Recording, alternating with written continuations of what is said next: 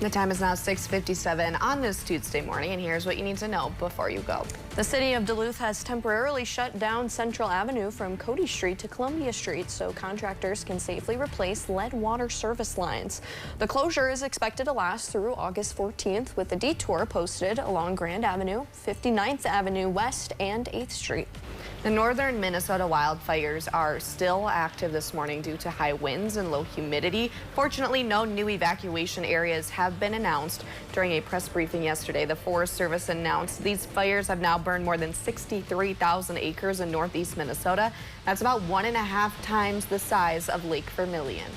Firefighters in Ontario are battling 182 active wildfires, 5 in Quetico Provincial Park, just across from the BWCA, that have burned 175,000 acres.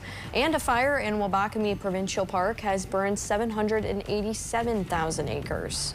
According to AAA, the national average price for a gallon of gas has again reached $4 per gallon. Gas prices had fallen but have trended higher again as Washington and Tehran exchange daily attacks in a battle over the crucial Strait of Hormuz.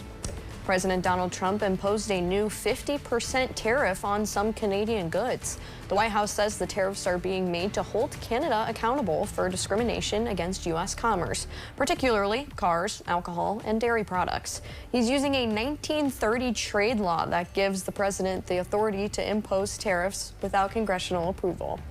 A tropical storm down south has now strengthened into Tropical Storm Bertha, bringing rain and gusty winds to parts of the northern Gulf Coast this week.